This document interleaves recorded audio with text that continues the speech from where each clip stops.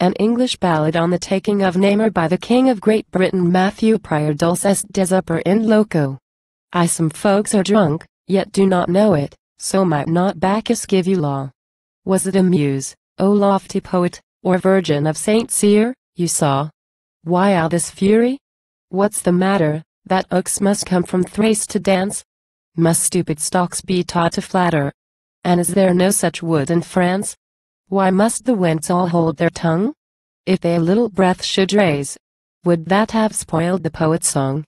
Or puffed away the monarch's praise?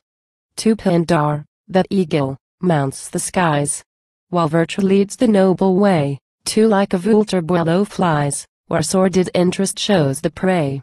When once the poet's honor ceases, from reason far his transports rove, and Boileau, for 800 pieces, makes Lewis take the wall of Jove. 3 Neptune and Sol came from above, shap like Magrigny and Vauban, they armed these rocks. Then showed old Jove of Marley wood, the wondrous plan. Such walls, these 3 wise gods agreed, by human force could ne'er be shaken, but you and I in Homer read of gods, as well as men, mistaken. Sampra and Mies their waves may join, but ne'er can William's force restrain. He'll pass them both, who passed the Boyne, remember this, and arm the sign. For full 15,000 lusty fellows with fire and sword the fort maintain, each was a Hercules, you tell us. Yet out they marched like common men. Cannons above, and mines below did death and tombs for foes contrive, yet matters have been ordered so, that most of us are still alive. If Namur be compared to Troy, then Britain's boys excelled the Greeks. Their siege did 10 long years employ, we've done our business in 10 weeks. What godhead does so fast advance, with dreadful pow single quote are those hills to gain? 'Tis little Will, the scourge of France. No godhead, but the first of men. His mortal arm exerts the pow single quotar, to keep even Mons' victor under, and that same Jupiter no more shall fright the world with impious thunder. 6 Our king thus trembles at Namur, whilst Villeroy, who ne'er afraid is, to Bruxelles marches on secure, to bomb the monks, and scare the ladies. After this glorious expedition, one battle makes the marshal great, he must perform the king's commission, who knows, but Orange may retreat? Kings are allowed to feign the gout, or be prevailed with not to fight, and mighty Lewis hoped, no doubt, that William would preserve that right. 7 From Seine and Loire, to Rhone and Po, see every mother's son appear. In such a case ne'er blame a foe, if he betrays some little fear. He comes, the mighty Villeroy comes, finds a small river in his way, so waves his colors, beats his drums, and thinks it prudent there to stay. The Gallic troops breath blood and war, the marshal cares not to march faster, poor Villeroy moves so slowly here, we fancy dull, it was his master. 8 Will no kind flood, no friendly rain disguise the marshal's plain disgrace? No torrent swell the loamy Haine? The world will say, he durst not pass. Why will no Hyades appear, dear poet, on the banks of Sambre? Just as they did that mighty year, when you turned June into December. The water nymphs are too unkind to Villeroy. Are the land nymphs so? And fly they all, at once commend to shame a general, and a beau.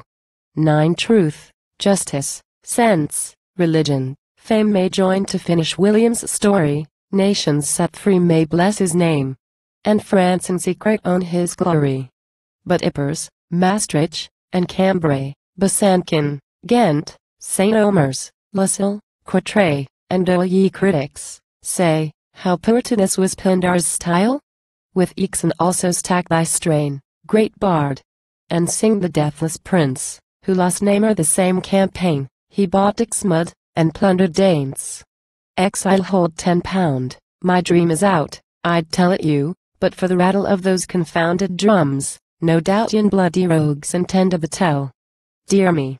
100,000 French with terror fill the neighbouring field, while William carries on the trench, till both the town and castle yield. Villeroy to Boufflers should advance, says Mars, throw cannons' mouths in fire. It est, one Marshal of France tells t'other, he can come no nigher. 11 Regain the lines the shortest way, Villeroy, or to Versailles take post, for, Having seen it, thou canst say the steps by which Namur was lost. The smoke and flame may vex thy sight, look not once back, but as thou goest, quicken the squadrons in their flight, and bid the DL take the slowest. Think not what reason to produce, from Lewis to conceal thy fear, he loaned the strength of thy excuse. Tell him that William was but there. 12 Now let us look for Lewis' feather, that us to shine so like a star, the generals could not get together, wanting that influence, great in war. O poet! Thou hadst been discreeter, hanging the monarch's hat so high. If thou hadst dubbed thy star, a meteor, that did but blaze, and rove, and die. 13 To animate the doubtful fight, Namur in vain expects that ray, in vain France hopes, the sickly light should shine near William's fuller day. It knows Versailles, its proper station. No cares for any foreign sphere, where you see Boileau's constellation, be sure no danger can be near. 14 The French had gathered all their force, and William met them in their way, yet off they brushed, both foot and horse. What has friend Boileau left to say? When his high muses bend upon single quotee, to sing her king, that great commander, or on the shores of Hellespont, or in the valleys near Scamander, would it not spoil his noble task, if any foolish Phrygian there is, impertinent enough to ask, how far Namur may be from Paris? 15 Two stanzas more before we end, of death, pikes, rocks, arms, bricks, and fire, leave 'em behind you, honest friend, and with your countrymen retire. Your ode is spoilt. Namur is freed. For Dixmude something yet is due, so good Count Giscard may proceed. But Boufflers, sir, one word with you. 16 'Tis done.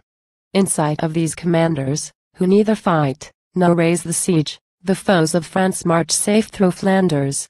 Divide to Bruxelles, or to Liege. Send, fame, this news to Trianon, that Boufflers may new honors gain, he the same play by land has shown, as Tourville did upon the Main. Yet is the Marshal made appear, O William, may thy arms advance, that he may lose Dinant next year, and so be Constable of France.